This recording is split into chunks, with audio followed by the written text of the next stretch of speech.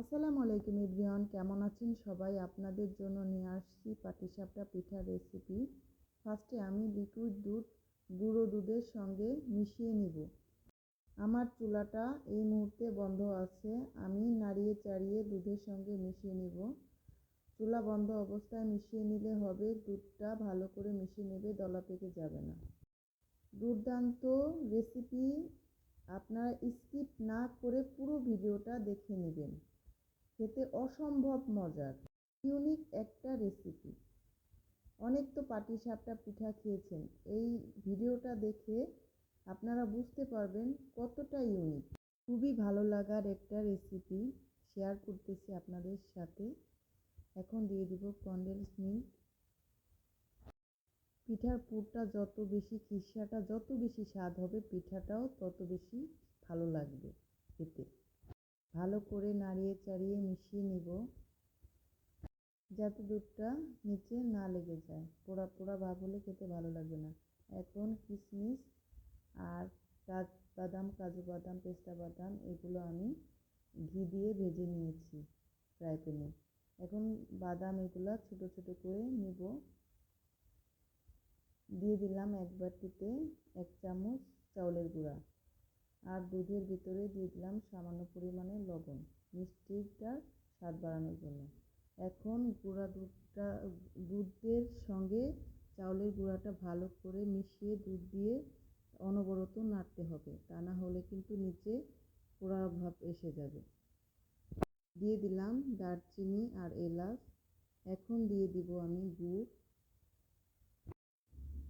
গুড়টা দেওয়ার ফলে কালারটাও সুন্দর আসবে, আর খেজুরের গুড়ের খুব সুন্দর একটা মিষ্টি স্মেলও হবে। অনবরত নাড়তে। এখন দিয়ে দিব আমি কাজু বাদাম, কাঠবাদাম, কিশমিশ। বাইটে বাইটে স্বাদ হবে এই পাটিসাপটার পিঠা। আরও স্বাদ বাড়াতে দিয়ে দিব কনডেন্স মিল্ক।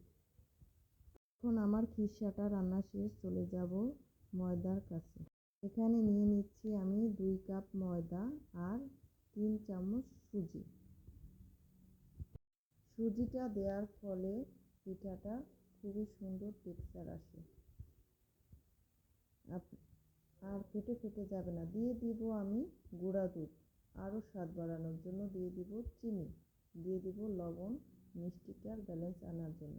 এখন দিয়ে দিব ঠান্ডা পানি দিয়ে সুন্দর করে গুলিয়ে, দেখেন আমি কিভাবে এটা রেখেছি, ঠিক এইভাবে আপনারা ব্যাটারটা তৈরি করবেন। এখন দেখেন আমি বেগুনের দিয়েই আমি তেলটা ব্রাশ করে নিলাম। দেখেন এখন আমি পিঠাটা সুন্দর করে মুড়িয়ে মুড়িয়ে রেখে দেবো। এভাবে আমি সবগুলো বানিয়ে নিচ্ছি। এখন সাইডে চলে গেলাম আরও স্বাদ বাড়ানোর জন্য। ইউনিক বললাম কেন, এই কারণে দেখেন এখন আমি খিসাটা তৈরি করব।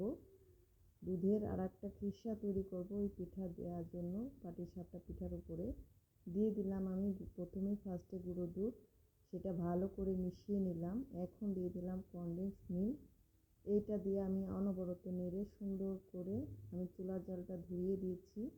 এখন আমি দিয়ে দিলাম গুড়, আর এখানে আছে কর্নফ্লাওয়ারটা আমি গুড়ের বাটিতে পানি দিয়ে ভালো করে গুলিয়ে আমি অনবরত নাড়তে থাকবো, যাতে দলা পেকে না যায়। এখন আমি এই দুধটাকে দিয়ে দিব সেই পাটিসাপটার পিঠার উপরে। ইউনিক বললাম কেন, এবার দেখেন খুবই একটা কি বলবো। এখন দিয়ে দিব নারকেল। এই যে স্বাদ হবে, আর এটা আপনারা পরে, আমি যে এখন পিঠাটা তৈরি করলাম, আমি 3 স্ট্যান্ড আপনাদেরকে দেখানোর জন্য এটা আমি কেটেছি। আসলে এটা যদি আপনি একদিন পরে খান, অমৃত, একদম আমি কি বলবো, অমৃত লাগবে।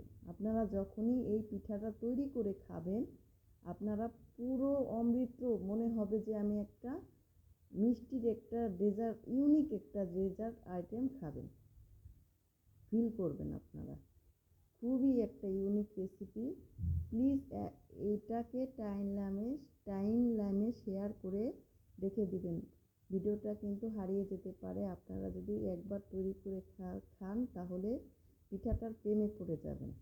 স্বাদে গুণে অতুলনীয়।